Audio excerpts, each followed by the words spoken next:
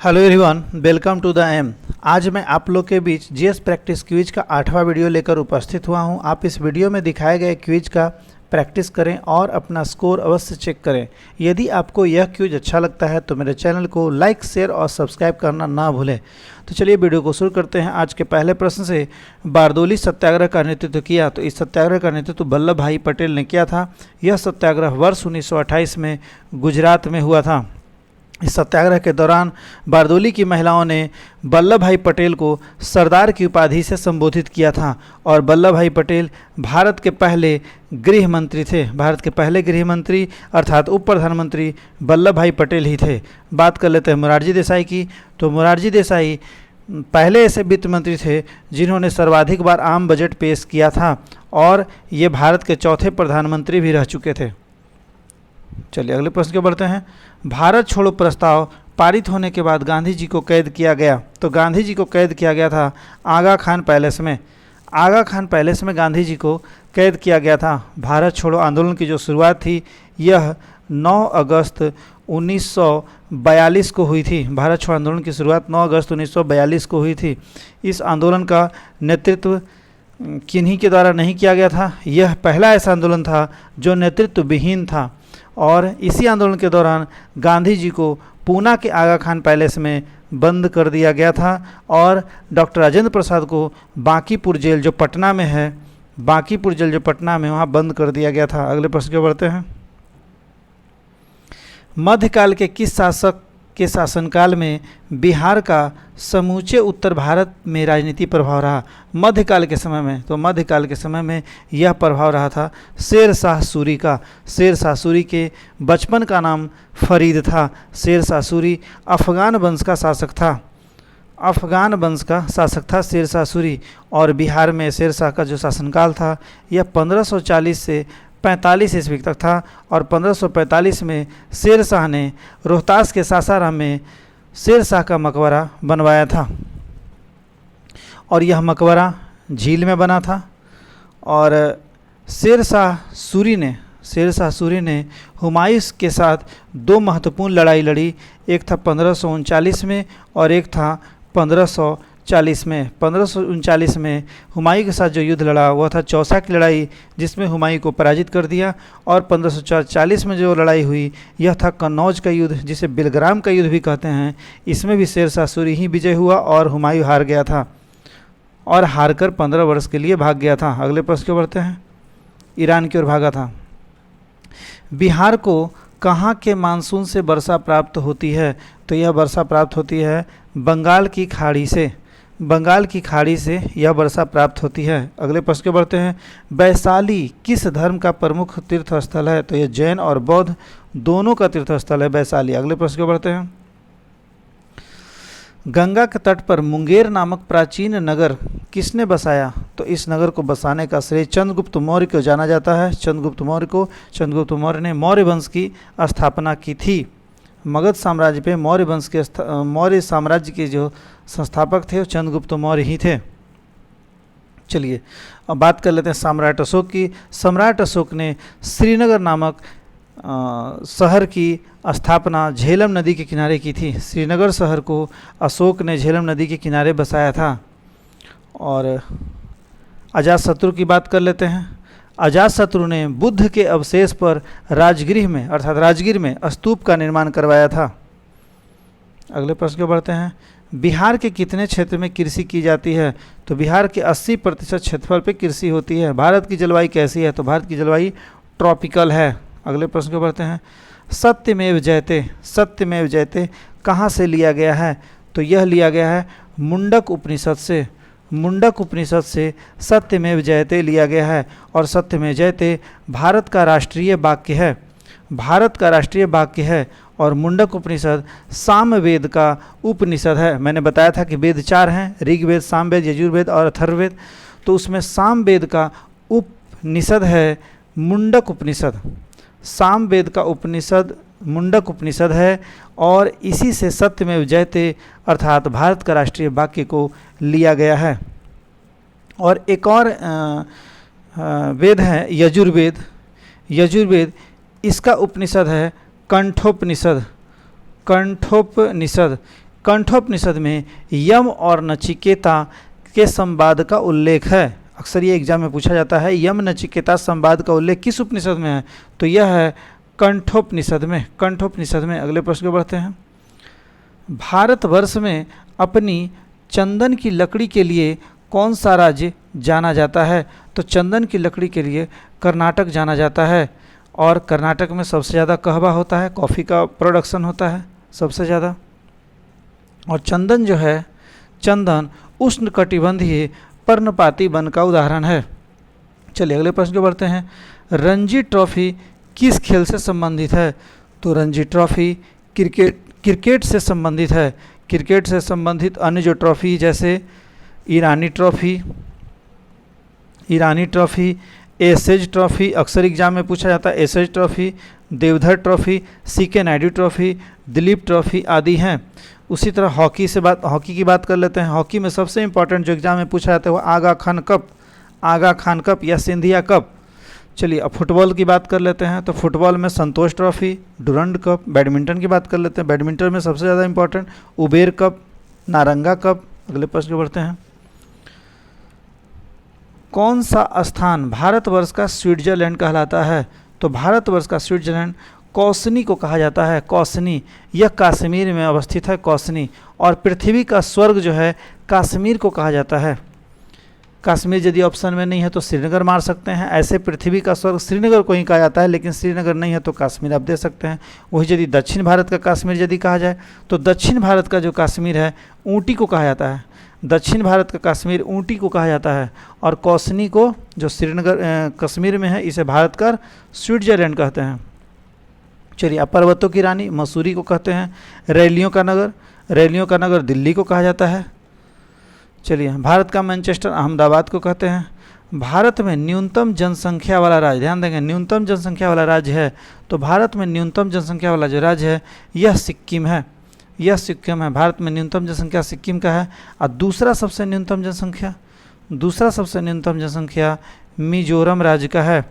मिजोरम राज्य का है। और सबसे अधिक जनसंख्या जो है यूपी अर्थात उत्तर प्रदेश का सबसे अधिक जनसंख्या है। और केंद्र शासित प्रदेशों में सबसे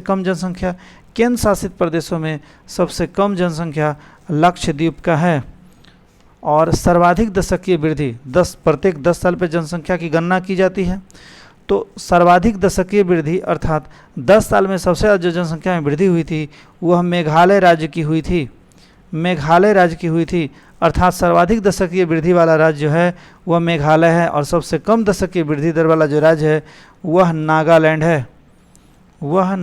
है। अगले प्रश्न को बढ़ते हैं। चलिए किस खनिज के लिए कोलार की खानें प्रसिद्ध है? तो कोलार की खानें सोना के लिए प्रसिद्ध है।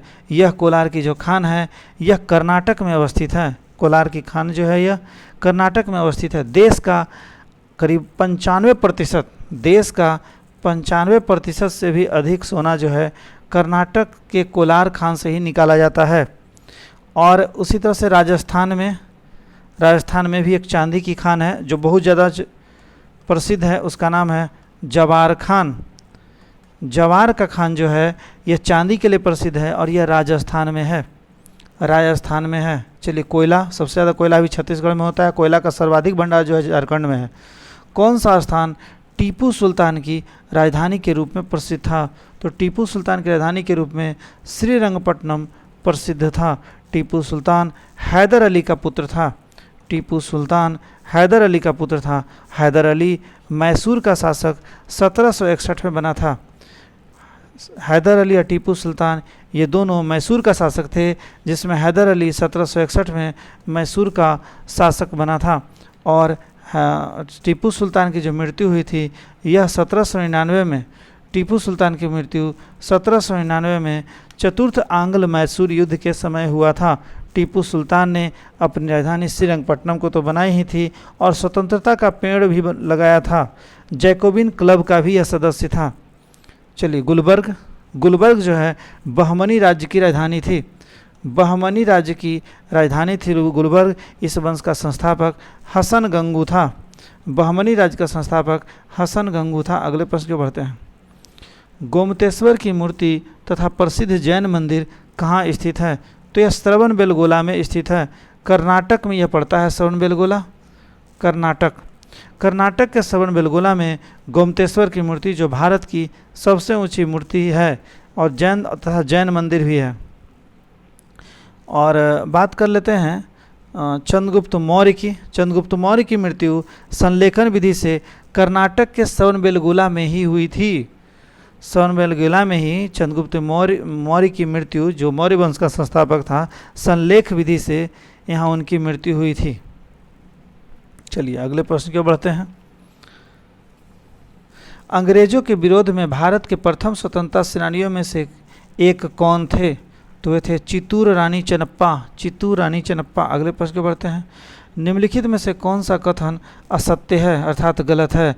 सिंधु घाटी सभ्यता के लोग पशु, वृक्ष, शिव और महादेवी की पूजा करते थे। बिल्कुल सही है। सिंधु घाटी सभ्यता के लोग गेहूँ, जौ, मटर, सरसों और कपास की खेती करते थे। गाय, बैल, भैंस, बकरी एवं कुत्ते को पालते भी थे। बिल्कुल सही है। सिंधु घाटी सभ्यता के लोग मंदिर में पूजा करते थे। गलत बात है। मंदिर के प्रमाण गुप्त वंश से मिले हैं, जबकि मंदिर के प्रमाण सिंधु घाटी सभ्यता में नहीं मिले हैं। इनकी शासन पद्धति पितृशतात्मक थी। नहीं, सिंधु घाटी सभ्यता की जो शासन पद्धति थी वह मातृशतात्मक थी। तो सबसे सही आंसर सी होगा। सिंधु घाटी सभ्यता के लोग साक्षर थे। यह बिल्कुल सही है, क्योंकि इसकी लिपि जो थी बहुत चित्रात्मक थी। चलिए नंद वंश की बात कर लेते हैं। नंद वंश के संस्थापक थे, तो नंद वंश के संस्थापक महापद्म नंद थे। महापद्म नंद नंद वंश के संस्थापक थे। नंदीवर्धन की हत्या कर नंदीवर्धन की हत्या करके महापद्म नंद ने मगध में एक नए वंश की स्थापना की थी, जिसका नाम था नंद वंश। और महापद्म नंद नंद वंश का सबसे प्रतापी शासक था। नंद वंश में कुल 9 शासक हुए थे। नंद वंश में कुल 9 शासक हुए थे। नंद वंश में कुल 9 शासक हुए थे और इस वंश का नंद वंश का सबसे अंतिम जो शासक था वह घनानंद था, जिसे चंद्रगुप्त मौर्य ने हराया और इसे हराकर मगध पर मौर्य वंश की स्थापना की। मगध में मौर्य वंश की स्थापना नंद वंश के बाद चंद्रगुप्त मौर्य के द्वारा की गई थी। चलिए अगले प्रश्न की ओर बढ़ते हैं। तोल्कापियम के संबंध में निम्नलिखित में से क्या सत्य है? तो तोल्कापियम जो है एक तमिल व्याकरण है, एक तमिल व्याकरण ग्रंथ है तोल्कापियम। और कृष्णदेवराय ने कृष्णदेवराय ने तेलुगु भाषा में, किस भाषा में? तेलुगु भाषा में अमुक्त माल्याद और संस्कृत भाषा में जाम्बती कल्याणम नामक ग्रंथ की रचना की थी। चलिए फिर से सुनिए। कृष्णदेवराय ने तेलुगु भाषा में अमुक्त माल्याद तथा संस्कृत भाषा में जाम्बती कल्याणम नामक ग्रंथ की रचना की थी। अगले प्रश्न को बढ़ते हैं। भारतीय इतिहास में हिजरी संवत अर्थात हिजरी सन किससे संबंधित है? तो हिजरी संबंधित है हजरत मोहम्मद के मक्का से मदीना पलायन करने से। हिजरी संवत वर्ष 622 में प्रारंभ हुआ था। मोहम्मद साहब के द्वारा यह प्रारंभ किया गया था। मोहम्मद साहब का जन्म 1570 ईस्वी में मक्का में हुआ था। मक्का में मोहम्मद साहब का जन्म 570 में हुआ था, जबकि मृत्यु 632 ईस्वी में हुआ था। हजरत मोहम्मद साहब की जो मृत्यु थी यह 632 ईस्वी में हुई थी। और हजरत मोहम्मद साहब के द्वारा इस्लाम धर्म का पवित्र ग्रंथ कुरान को बनाया गया। कुरान इस्लाम धर्म का पवित्र ग्रंथ है। इनके जन्मदिन पर, हजरत मोहम्मद के जन्मदिन पर ईद ए मिलाद उल नबी पर्व मनाया जाता है। हजरत मोहम्मद के जन्मदिन पर ईद ए मिलाद उन नबी नामक पर्व मनाया जाता है। हजरत मोहम्मद के जीवन का वृतांत इब्न इसाक ने लिखा था। इब्न इसाक ने हजरत मोहम्मद के जन्म पर अर्थात जीवन पर वृतांत लिखा था। अगले प्रश्न की ओर बढ़ते हैं। कौन सा कथन मुगल काल की कथा के विषय में सही नहीं है? औरंगजेब ने वास्तुकला को हिंदू प्रभाव से पूर्ण मुक्त कर दिया, ऐसा गलत है, ये गलत है। शाहजहां के काल में मुगल कल्चर उत्कर्ष तक पहुंचा था, उसकी शैली भी परिवर्तित थी, बिल्कुल ही सही है। जहांगीर व शाहजहां के काल में भवन निर्माण में परिवर्तन हुए, परंतु उन्हें मौलिक परिवर्तन नहीं कहा जा सकता, यह भी सही है। अकबर के पूर्व भी सल्तनत काल में मुस्लिम कला हिंदू कला से प्रभावित थे, अकबर के समय में उसे पूर्णता प्राप्त हुई, यह भी सही है। इसमें गलत है कि वास्तुकला को हिंदू प्रभाव से पूर्ण मुक्त कर दिया, ऐसा नहीं है, ऐसा नहीं था। हिंदू प्रभाव भी वहाँ के वास्तुकला में दिखने को मिलते थे। प्रशासनिक व्यवस्था के आधार पर डलहौजी ने किस प्रमुख राज्य को अपनी ओर मिलाया था? तो यह मिलाया गया था अवध राज्य को, अवध राज्य को मिलाया गया था। अवध राज्य को कुशासन का आरोप लगाकर लॉर्ड डलहौजी ने अपने साम्राज्य में मिलाया था। उस समय अवध का जो नवाब था वह वाजिद अली शाह था। वाजिद अली शाह अवध का नवाब था। अक्सर प्रश्न यह पूछा जाता है, लॉर्ड डलहौजी के द्वारा हड़प नीति लाया गया था। हड़प नीति, जिसे डॉक्ट्रिन्स ऑफ लैप्स भी कहा जाता है, और इस नीति के द्वारा लॉर्ड डलहौजी ने सबसे पहले सतारा नामक राज्य को अपने कब्जे में लिया था, अर्थात हड़पा था, और यह सतारा को 1948 में अपने साम्राज्य में मिलाया था। अगले प्रश्न की बढ़ते हैं। महात्मा गांधी एक ही बार कांग्रेस के अध्यक्ष बने, उन्होंने किस अधिवेशन की अध्यक्षता की? महात्मा गांधी बेलगांव अधिवेशन 1924 की अध्यक्षता की थी। बेलगांव कर्नाटक में अवस्थित है और यह कांग्रेस का 40वां अधिवेशन था। बेलगांव अधिवेशन कांग्रेस का 40वां अधिवेशन था, जिसमें महात्मा गांधी ने अधिवेशन की अध्यक्षता की थी। और 1900 मैंने पहले बताया था कि 1938 और 1939 में कांग्रेस के अधिवेशन की अध्यक्षता सुभाष चंद्र बोस के द्वारा की गई थी, और ये दोनों अधिवेशन लगातार हुए थे। और 38 का जो अधिवेशन था यह हरिपुरा में संपन्न हुआ था, और 1939 का जो अधिवेशन था त्रिपुरी में यह संपन्न हुआ था।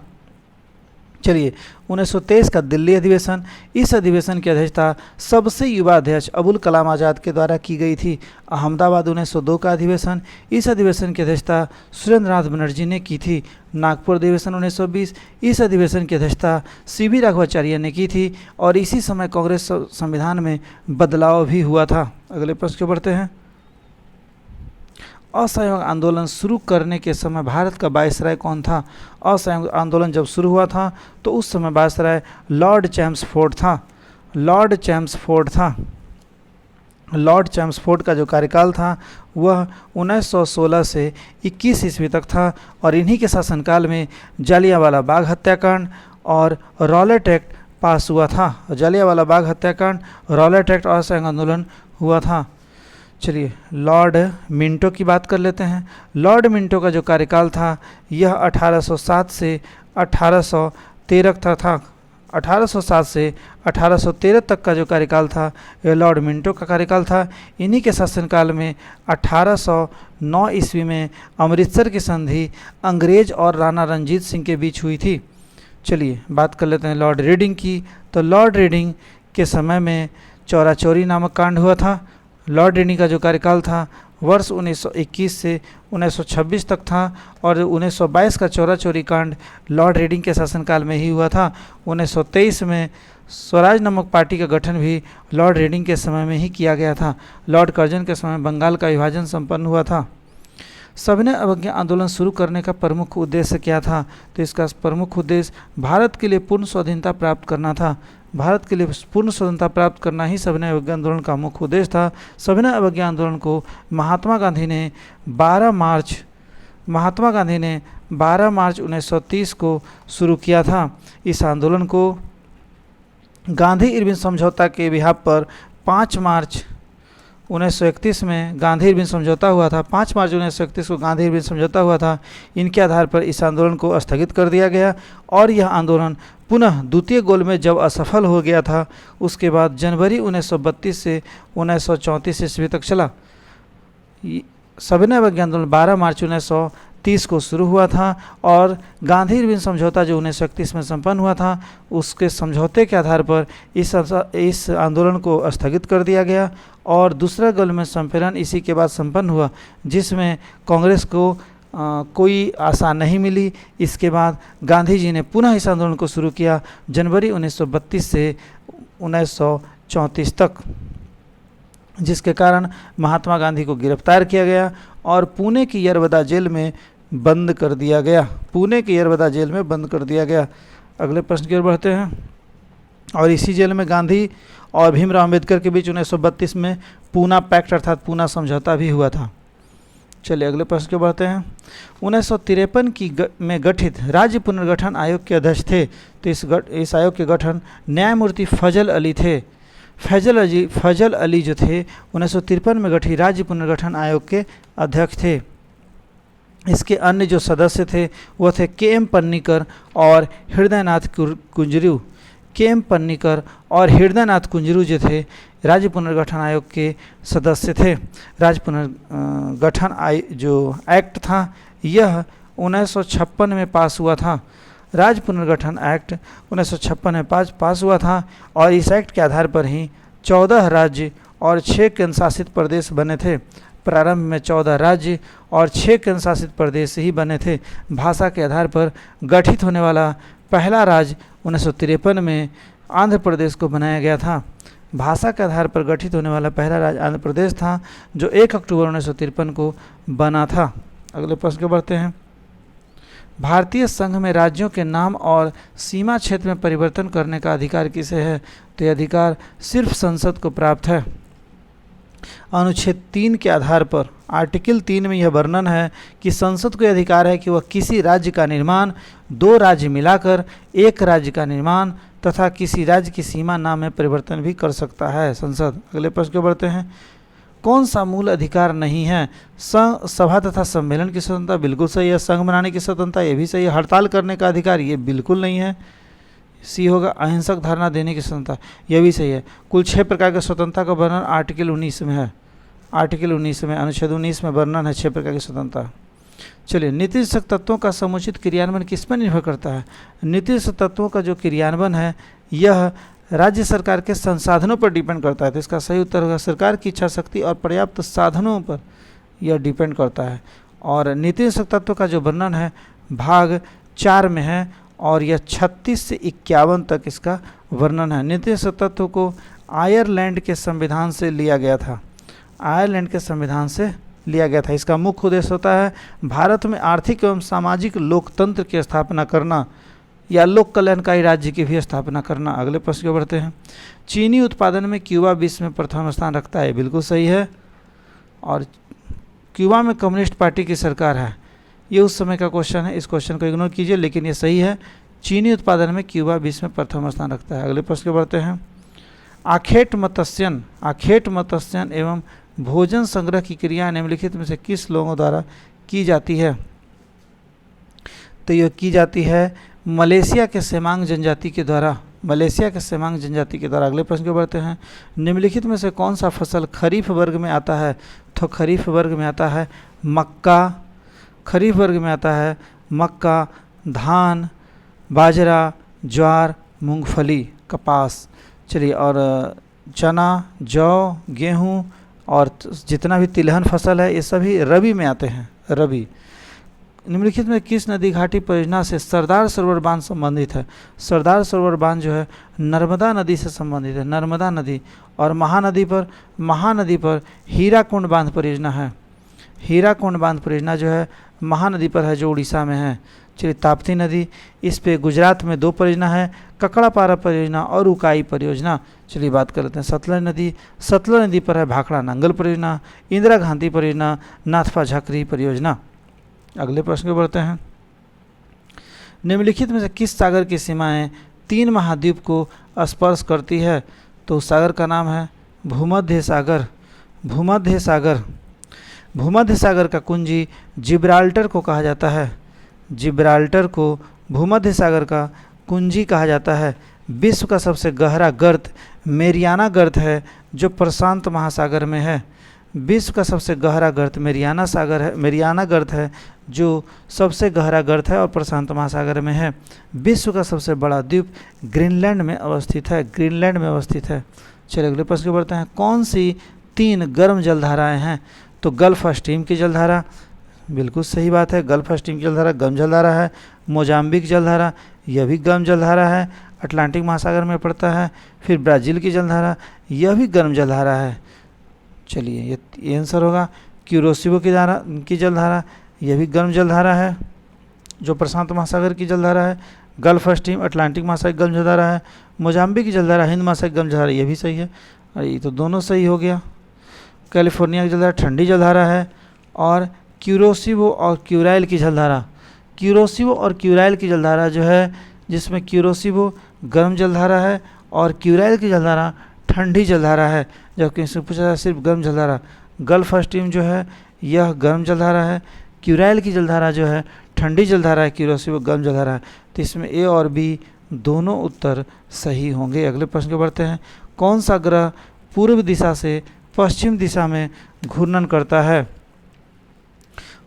तो पूर्व दिशा से पश्चिम दिशा की ओर घूर्णन करने वाला जो ग्रह है वह है शुक्र और अरुण। शुक्र और अरुण अर्थात यूरेनस, और एक है वेनस अर्थात शुक्र। ग्रह कुल 8 हैं, जिसमें से दो ग्रह कुल 8 हैं, जिसमें से दो ग्रह पूर्व दिशा से पश्चिम दिशा की ओर घूर्णन करता है। एक है शुक्र और एक है अरुण अर्थात यूरेनस। इसका सही उत्तर यूरेनस होगा। और 6 ऐसे ग्रह हैं जो पश्चिम से पूर्व दिशा की ओर घूर्णन करते हैं। उल्टा, पश्चिम से पूर्व दिशा की ओर घूर्णन करने वाले की संख्या 6 है और पूर्व दिशा से पश्चिम दिशा की ओर घूर्णन करने वाले की संख्या 2 है, शुक्र और यूरेनस। चलिए अगले प्रश्न की बढ़ते हैं। चलिए, उत्तर पश्चिम यूरोप के बंदरगाह सर्दी के दिनों में खुले रहते हैं। बिल्कुल सही है, खोला जाता है। उत्तरी अटलांटिक प्रवाह जो एक गर्म गल्फ स्ट्रीम की शाखा है, नॉर्वे की ओर चली गई है तथा अपने धुर में विलीन हो जाती है। ए और आर दोनों सही है। आर ए का सही स्पष्टीकरण है। बिल्कुल सही है, ए इसका आंसर होगा। भारत के विदेशी मुद्रा कोष में क्या सम्मिलित किया जाता है? विदेशी मुद्रा कोष, तो विदेशी मुद्रा कोष में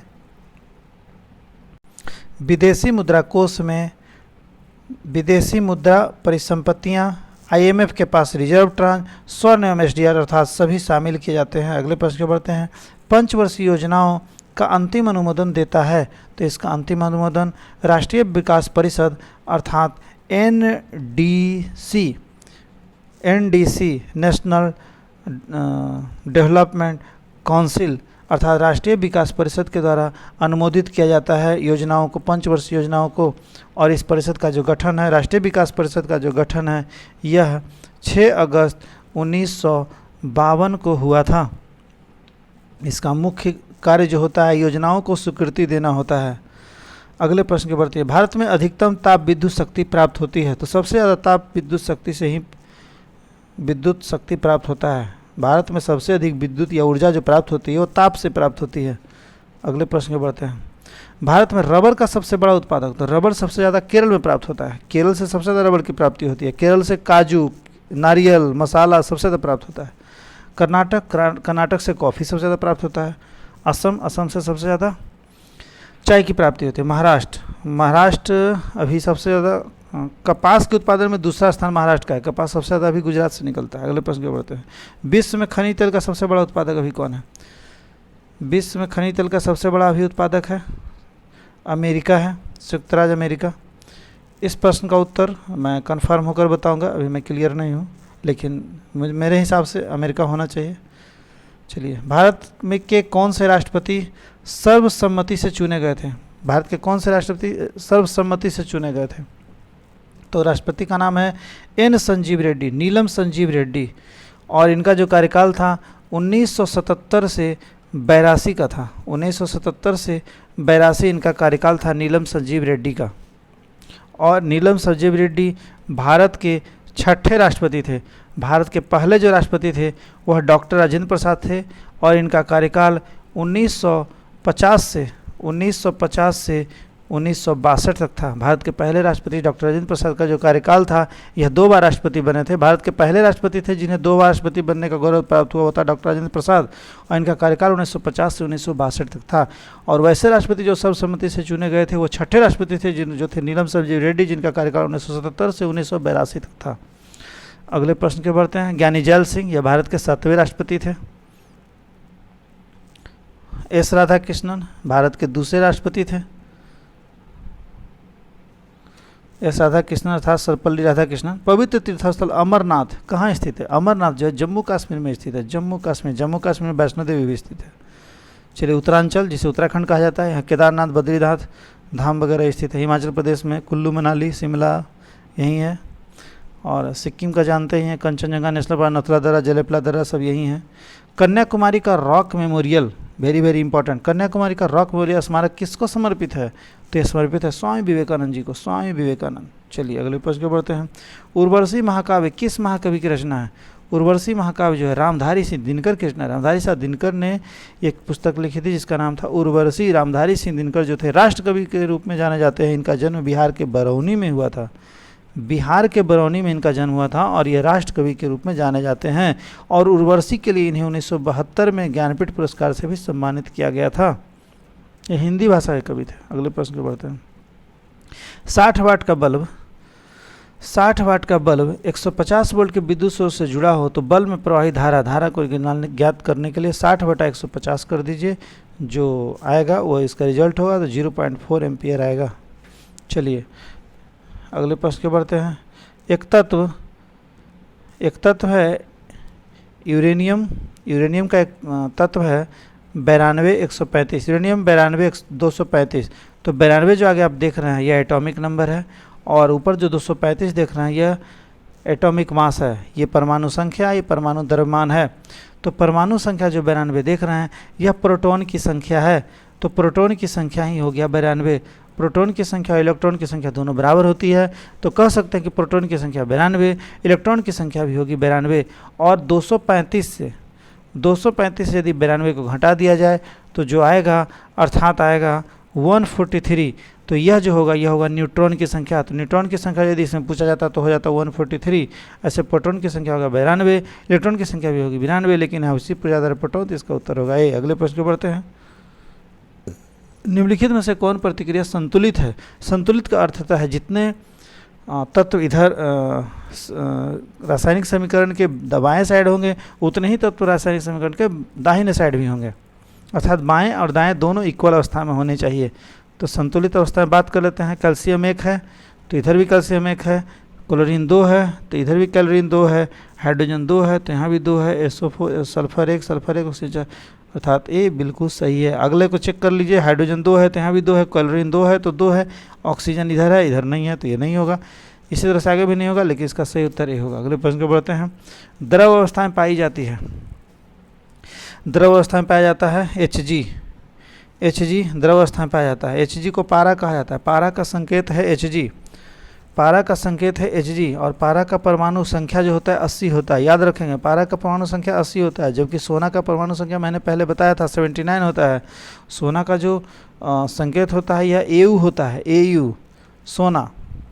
चलिए, और पारा को क्विक सिल्वर कहा जाता है, क्विक सिल्वर कहा जाता है पारा का एस का सीनेवार, पारा का एस का सीनेवार यह विद्युत और उष्मा का कुचालक होता है, विद्युत और उष्मा का सुचालक होता है पारा। और मरकरी में जो ट्यूबलाइट होता है, मरकरी में पारे का वाष्प और आर्गन गैस भरा जाता है, पारा का वाष्प प्लस आर्गन गैस का प्रयोग किया जाता है मरकरी में, याद रखेंगे इसे। अगले प्रश्न को बढ़ते हैं। CH2O में कार्बन की अणु की संख्या क्या है? कार्बन पूछा है तो कार्बन यहाँ 1 है, तो इसका बी होगा उत्तर। चलिए अगले प्रश्न को बढ़ते हैं। गैसीय समीकरण PV = RT में R किसको सूचित करता है? तो R सूचित करता है गैस स्थिरांक। R का मतलब होता है गैस स्थिरांक, जहाँ P का मतलब हो गया दाब, V का मतलब हो गया आयतन और T का मतलब हो गया तापमान। अगले प्रश्न को बढ़ते हैं। निम्नलिखित में कौन सा एक यौगिक का उदाहरण है?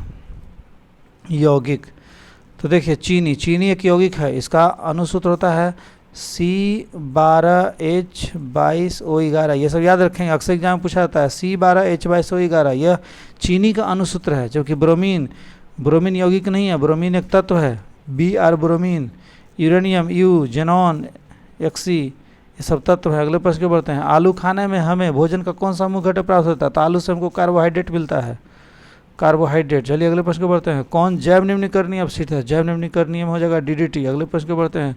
दूध से दही का बनना किस परिवर्तन का उदाहरण है? तो दूध से दही का बनना रासायनिक परिवर्तन का उदाहरण है। रासायनिक परिवर्तन वैसे परिवर्तन को करते हैं जिसमें एक पदार्थ को है को पुनः उसी अवस्था में नहीं ला सकता है। रासायनिक परिवर्तन वैसा परिवर्तन है जिसमें परिवर्तन के बाद पुनः जो पहले का जो पदार्थ था वह नहीं प्राप्त किया जा सकता। जैसे मोमबत्ती का जलना, दूध से दही बनना, लोहे में जंग लगना, कोयले का जलना। और यदि भौतिक परिवर्तन की बात करें तो एक पदार्थ को यूज करने के बाद पुनः फिर से उसी अवस्था में ला सकते हैं, जैसे पानी का वाष्प बदलना, बर्फ, पानी में चीनी का घुलना, ये सब। चलिए अगले प्रश्न की ओर बढ़ते हैं। निम्नलिखित में से कौन सी गैस ग्रीन हाउस प्रभाव डालती है? तो ग्रीन हाउस प्रभाव कौन डालेगी? Carbon dioxide. तो कार्बन डाइऑक्साइड इसमें नहीं है, मीथेन डाल सकते हैं। CH4, मीथेन का अनुसूत्र होता है CH4। ऐसे ग्रीन हाउस गैस सबसे ज़्यादा होती है CO2 सर्वाधिक मात्रा में ग्रीन हाउस गैस पैदा करता है। चलिए अगले प्रश्न को बढ़ते हैं। एक विषाणु जो बैक्टीरिया को खाता है, वैसा विषाणु जो बैक्टीरिया को खाता है उसको बैक्टीरियोफेज कहा जाता है, बैक्टीरियोफेज। चलिए निम्नलिखित दी गई आहार श्रृंखलाओं में कौन सी आहार श्रृंखला मनुष्य को सबसे ज़्यादा ऊर्जा देगा? तो सबसे ज़्यादा ऊर्जा देगा सूक्ष्म जलीय पादप को खाएगा जंतु खाएगा मछली, मनुष्य को खाएगा मनुष्य, अर्थात D। अगले प्रश्न के बढ़ते हैं। प्रकाश संश्लेषण में ऑक्सीजन गैस की उत्पत्ति किसके अपघटन से निकलती है? तो यह निकलती है जल अणु के अपघटन से। प्रकाश संश्लेषण में निकलने वाला ऑक्सीजन जो होता है, प्रकाश संश्लेषण में जो ऑक्सीजन की जो विमुक्त होता है, वह उस ऑक्सीजन की जो निकलने का कारण है जो जल ये प्राप्त करता है, वह पेड़ पौधे जो जल प्राप्त करते हैं उसी से ऑक्सीजन प्रकाश संश्लेषण के दौरान निकलते हैं। और इस प्रकाश संश्लेषण में CO2 का अपचयन होता है, अपचयन। चलिए अगले प्रश्न के बढ़ते हैं।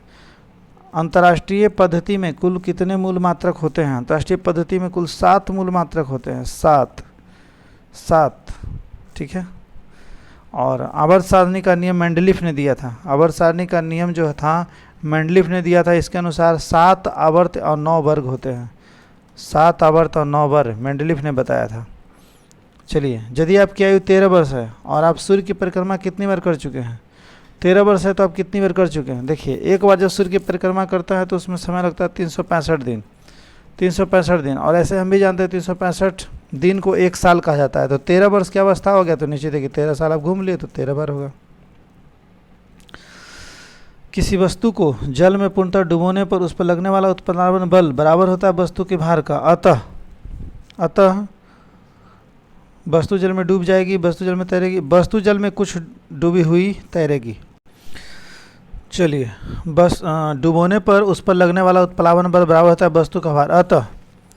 अतः वस्तु जल में डूब जाएगी या वस्तु सतह के नीचे पूरी तरह डूबी रहेगी। तो इसका सही उत्तर होगा वस्तु जल में कुछ डूबी हुई तैरेगी। देखिए, ध्यान देंगे, उत्प्लावन बल के बारे में यहाँ जान लेते हैं। उत्प्लावन बल वैसा बल होता है और ये वैसा बल होता है जो अक्सर यह द्रव में कार्य करता है, और द्रव का यह वैसा गुण है जो वस्तुओं को ऊपर की ओर ठेलता है। ऊपर की ओर जो बल लगाता है द्रव के अंदर, वो उत्प्लावन बल कहलाता है। इस बल को आर्किमिडीज ने सबसे पहले खोजा था। कोई मृत व्यक्ति जब जल पर तैरता है तो इसी बल के कारण तैरता है, उत्प्लावन बल के कारण ही कोई मृत व्यक्ति जल पर तैरता है। और तैरने का नियम भी आर्किमिडीज ने ही दिया था। उत्प्लावन बल की खोज आर्किमिडीज ने ही किया था और तैरने का नियम भी आर्किमिडीज ने ही दिया था। अगले प्रश्न के बढ़ते हैं। एक्स किरण की खोज की थी। एक्स किरण की खोज रोंटगन नामक वैज्ञानिक किया था। रोंटगन भी कहा जाता है। 1928 में इसकी खोज की थी एक्सरे की, 1928 में। और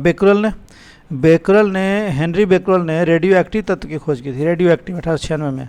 मैडम क्यूरी रेडियम की खोज की थी 1898 में। चलिए, और रमन प्रभाव सीवी रमन ने दिया था। अगले प्रश्न के बढ़ते हैं। एक कुली अपने सिर पर 5 किलोग्राम की एक वस्तु लेकर 5 मिनट तक चलता है, उसके द्वारा किया गया कार्य कितना होगा? तो किया हुआ कार्य 0 होगा, 0। कार्य बराबर होता है बल इंटू विस्थापन, बल इंटू विस्थापन। चलिए, एक सिक्का पानी में डूबा हुआ कुछ ऊपर प्रतीत होता है, उसका कारण क्या है? तो उसका कारण है प्रकाश का अपवर्तन। अपवर्तन के कारण ही कुछ ऊपर उठा हुआ प्रतीत होता है। और अपवर्तन के कारण पानी में छड़ी भी टेढ़ी दिखाई देती है। मछली अपने जो वास्तविक गहराई होती है उससे ऊपर दिखाई देती है। तारा जो टिमटिमाता नजर आता है उसका भी कारण अपवर्तन ही है। चलिए, और पूर्ण आंतरिक परावर्तन, इसके कारण हीरा चमकता है। परख नली का दरार चमकता है, रेगिस्तान में जो मृग मृचिका बनते हैं इसका कारण भी पूर्ण आंतरिक परावर्तन ही है।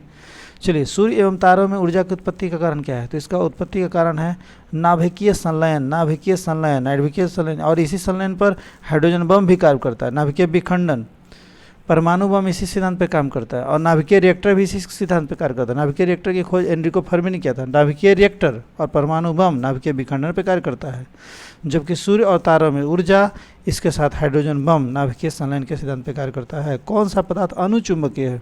तो अणुचुंबकीय हो जाएगा सोना। सोना अणुचुंबकीय है, इसका सूत्र होता है, इसका संकेत होता है Au, इसका एटॉमिक नंबर होता है 79 और परमाणु भार 197। सोना Au, सोना शुद्ध सोना 24 कैरेट का होता है। शुद्ध सोना जो होता है 24 कैरेट का होता है। और सोना का जो अयस्क है वो है सिल्वेनाइट, सिल्वेनाइट और कोलाबेराइट, यह सोना का अयस्क है। और एक चीज़ और ध्यान देंगे, एक होता है झूठा सोना। तो आयरन पायराइट को झूठा सोना कहते हैं। इसे बेवकूफ़ों का सोना भी कहते हैं। बेवकूफ़ों का सोना आयरन पायराइट्स को कहा जाता है। और सोने की तरह दिखने वाला एक धातु होता है रोल्ड गोल्ड। तो रोल्ड गोल्ड में क्वेश्चन पूछाता है, रोल्ड गोल्ड में कितना % सोना होता है? तो रोल्ड गोल्ड में 0%, अर्थात कुछ भी सोना नहीं होता है। चलिए अगले प्रश्न के बढ़ते हैं। चलिए, एक तार से 900 कूलम का आवेश 10 मिनट तक जाता है, तो उस तार से प्रवाहित होने वाली विद्युत धारा की गणना करें। तो विद्युत धारा हो जाएगा 1.5 एम्पियर। 1.5 एम्पियर। ध्वनि की अधिकतम गति किस माध्यम में होती है? ध्वनि की सबसे ज़्यादा गति जो होगी वो ठोस माध्यम में होगी। सबसे अधिक होती है ठोस माध्यम में, उसके बाद होती है द्रव माध्यम में, उसके बाद होती है गैस में। अर्थात सबसे कम गति होती है गैस में, सबसे अधिक गति होती है ठोस में। ठीक है। और ध्वनि की चाल जो हवा में है वह 332 मीटर पर सेकंड, अर्थात गैस में 332 मीटर पर सेकंड होता है। और ठोस में यदि बात की जाए लोहा में, तो लोहा में जो ध्वनि की चाल होता है वह 5100 मीटर प्रति सेकंड होता है। 5100 मीटर प्रति सेकंड होता है। चलिए, ध्वनि अनुदैर्घ्य तरंग का उदाहरण। अगले प्रश्न पे बढ़ते हैं। वर्षा होने के पहले हमें ज़्यादा गर्मी महसूस होता है, इसका कारण क्या है? तो इसका कारण है जलवाष्प द्रव बनने की प्रक्रिया में ऊष्मा ऊर्जा उत्सर्जित करता है। जलवाष्प द्रव बनने की प्रक्रिया में ऊष्मा अवशोषित करता नहीं, अवशोषित नहीं करेगा, उत्सर्जित करता है। जलवाष्प जब बनता है तो इस प्रक्रिया में ऊष्मा उत्सर्जित होती है, इसी कारण हमें गर्मी महसूस होती है। तो ये था मेरा 7वां क्यूज, ये था मेरा 8वां क्यूज। मिलते हैं अगले क्यूज में। Thank you for watching.